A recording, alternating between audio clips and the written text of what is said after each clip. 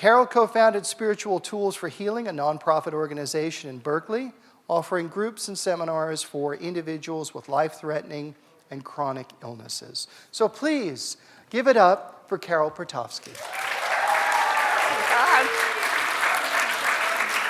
Wow. There are a lot of you here tonight. It's pretty humbling to be here with this amazing group of people. I feel really honored. And I don't know if you noticed as you were walking in, but we're still in the glow of the full moon. And I want to say that, Mike, your radiance and your light just so embodies the spirit of that full moon tonight. So let's give it up for Mike.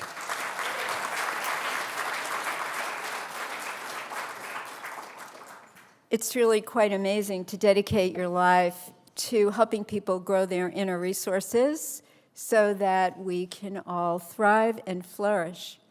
But I want to point something out about the full moon. It's sort of an illusion. We love light, and we look up at that full moon, and we see the light, and we pay attention, and we feel the glow in our hearts, and we feel good and all warm and squishy. But really, it's an illusion. The moon isn't full. It's a scientific phenomena that we are between the sun and the moon, and so we are the recipient of this light.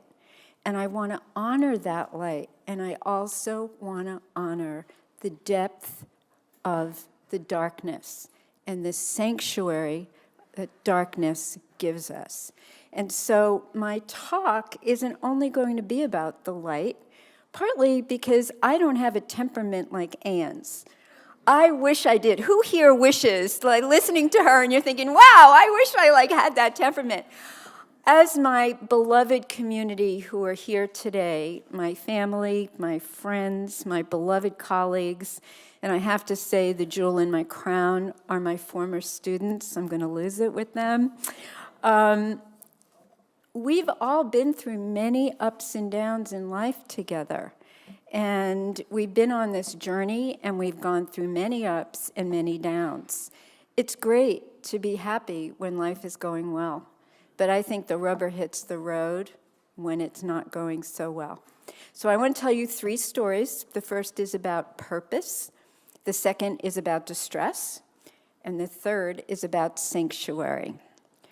So we're often asked in this field, so how did you get into this work? And we would think, well, I got into this work because I love life and everything's so beautiful. We got into this work because we were miserable. For most of us, that's how we got into this work, and I am no exception. So up until 2007, as my community knows, my life was a pretty charmed life compared to probably 90% of the people in this world.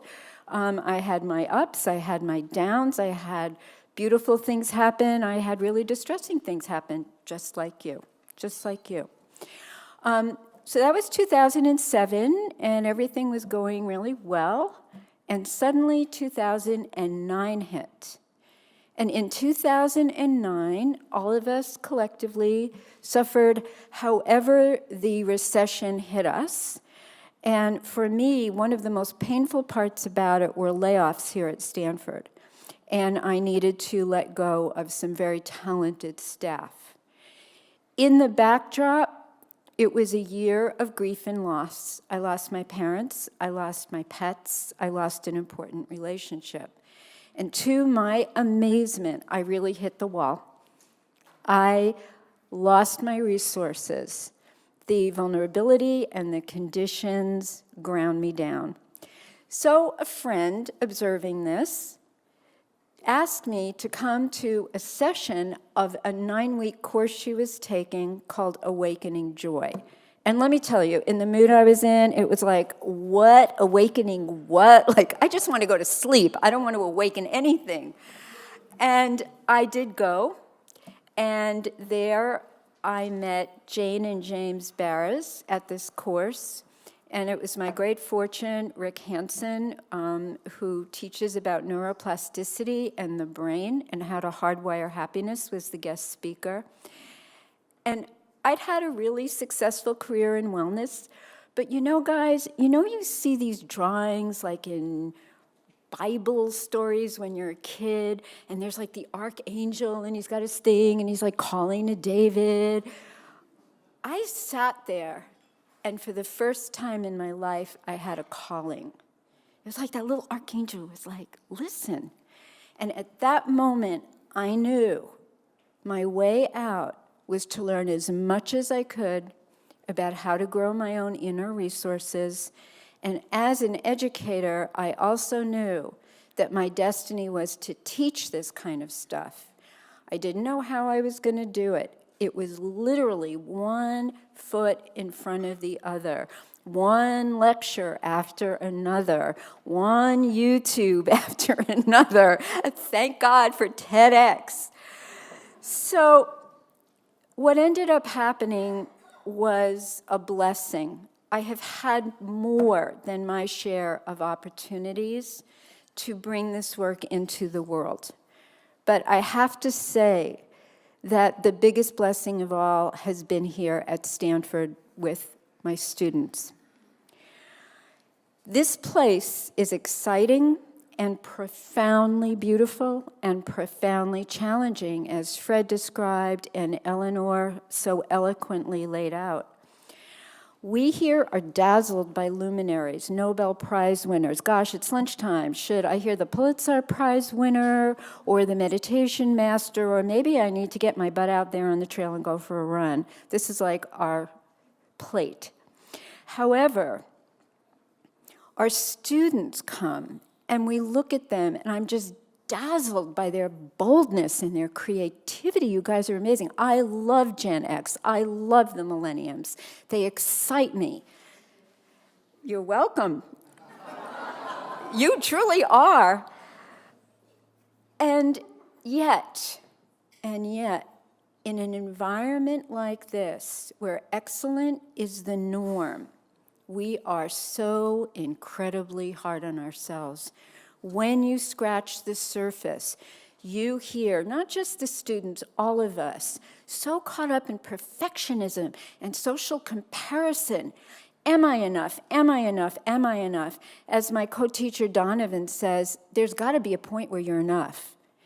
And really, that's what we're trying to teach, to actually look around, to be aware of this voice that's constantly nagging, I am not enough, and to move toward observing how the negative dominates, making friends with it, softening it, soothing it, allowing it, but then bringing in the positive, tapping into those resources, resilience, compassion, gratitude, that make us come alive. Why do we want to come alive? As Fred said, yes, it is all about me, but it's also when we are alive, we're available to give to the greater good. So on this campus, you look around and we see these students, and they're amazing.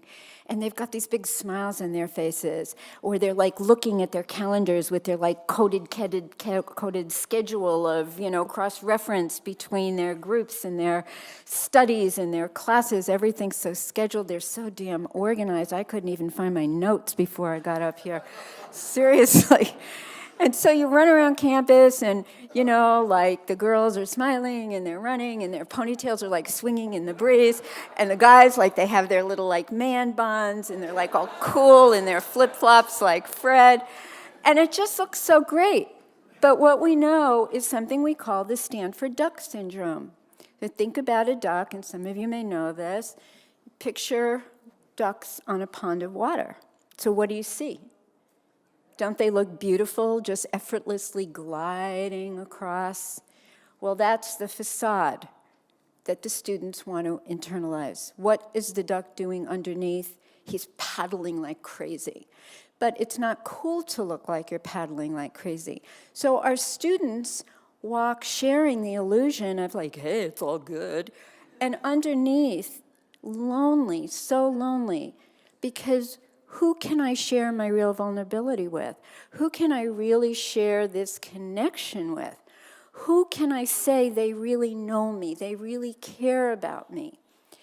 And so we have the amazing gift of teaching these courses called Exploring Happiness, Resilience, my favorite, self-compassion. How do we learn how to quiet that voice of the inner critic and just be who we are as enough?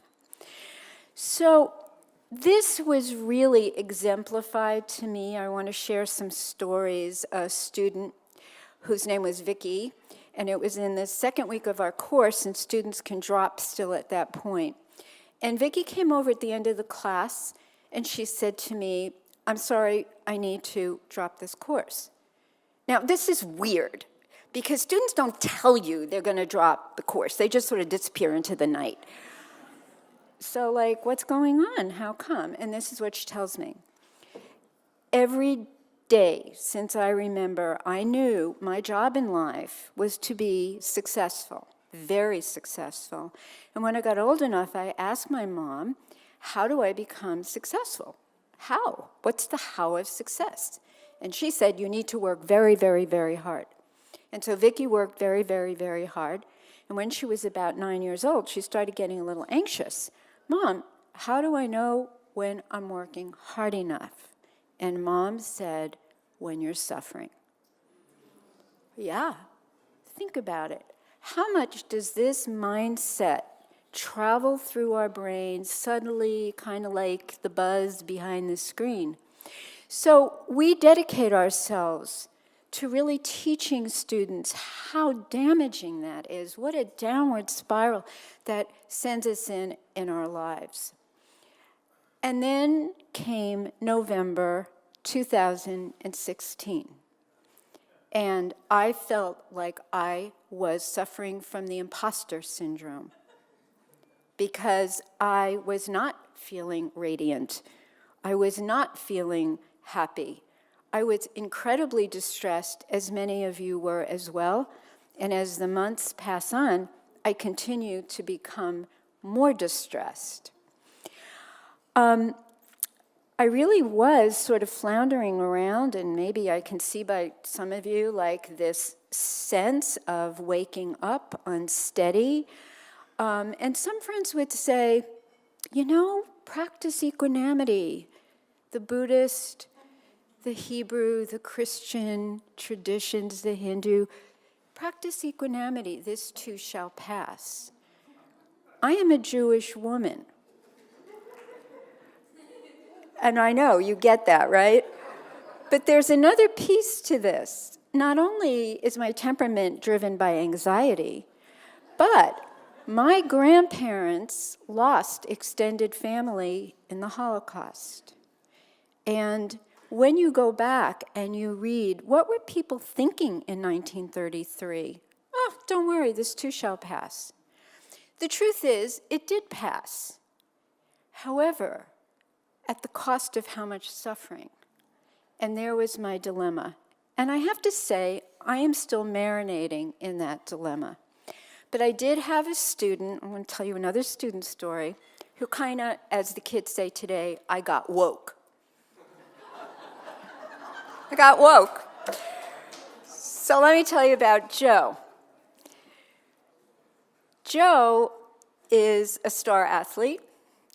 And he was in our course, and he was a very commanding presence. And I'm quite sure, having the opportunity, Joe would take a knee, seeing that his community has been targeted for great racism. So Joe shows up in this class, and man, he's like, teach me something. I dare you to. He was combative, he was kind of a pain in the butt, being honest, and I kept thinking, like, why is he taking this class? And I think he was actually asking himself the same question. So, about halfway through the class, we are teaching things like the benefits of growing inner resources through gratitude practice, through compassion, through resilience. And halfway through the class, we are really focusing and zooming in on gratitude, and the students have an assignment. They need to move out of their entitlement and recognize somebody on this campus who will never receive an award, never receive recognition, probably earns a little bit more than minimum wage, and goes unnoticed every day, and yet makes our campus rock. It's gorgeous. The food is amazing. The dorms are clean. And so every student has this assignment to identify a person like that, and not just a passing like, hey, thank you, but like really go over and thank them for contributing to your life. And then stop and notice, what was that experience like for you, and what was it like for them?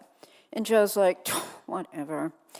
So the last class, we have open mic and invite the students to come in and share an experience. And to my shock, Joe got up. I was like, sort of like fear and trembling. And this is what he says. As an athlete, he needs to get up at 5:30 in the morning. And he's usually really irritated because the housekeeping staff is there, and they're cleaning the bathrooms, and he needs to spend some time finding a bathroom that's available to him for his privacy.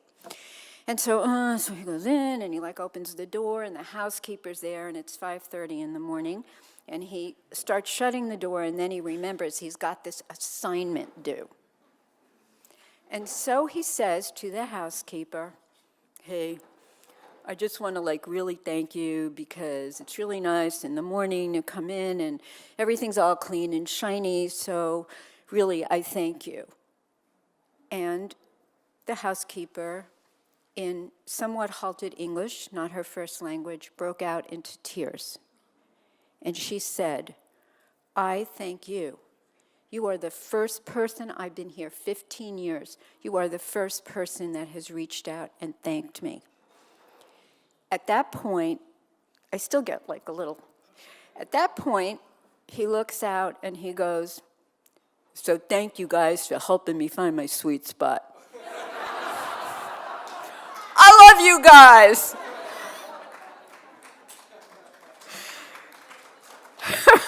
That's for you, Joe.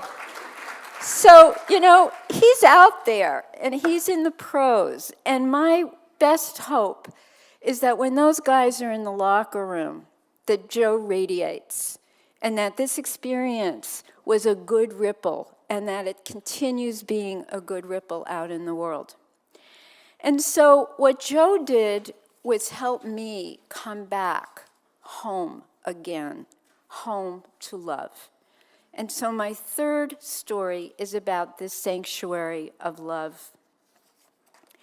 We know that love is what we're here for, and that regardless of what's happening around us, love is the force that connects us, regardless of who we are, regardless of where we come from. My student, whose father is stuck in a Middle Eastern country that he went back to bury his mother and is still not allowed back in this country. Pedro, who came here when he was 13 to escape poverty and abuse in a very small village in Mexico, went on and went through UCLA with a very high GPA and got a full fellowship to an Ivy League college, Yale Law School. Knock, knock, knock on the door. ICE agents are there. You will be deported. Here are the conditions you need to meet. And no matter what, if you meet these conditions or not, you cannot take that scholarship. It's on government money and you are undocumented. How do we hold this in love? And I think the spirit is that we must find that sanctuary of love inside ourselves so we can invite these students, people in our community, the homeless people, the amazing work, that we can invite them into this sanctuary that's filled with love. I'd like to end, this wasn't what I was planning to do, but one of my amazing students who's here, some of us have just shared so much joy and happiness conferences and growth and teaching, and Eleanor and the Happiness Collective. And for some of us, we've gone through some real challenges. Not together, but students have faced some pretty serious challenges. And one of my beloved students gave me this scroll and this from the Dalai Lama, blessed, and I want to leave you from former student to you. This is from His Holiness, the Dalai Lama. Never give up. No matter what is going on, never give up. Develop the heart. Too much energy in your country is spent developing the mind instead of the heart. Develop the heart. Be compassionate, not just to your friends, but to everyone. Work for peace in your heart and in the world. Work for peace, and I say it again, never give up. No matter what is happening, and no matter what is going on around you, never give up. So I leave you with that. I am so blessed to be here today. I'm so honored, my beloved community, and those of you that we're meeting today as friends for the first time, may our paths continue to cross. Thank you so much.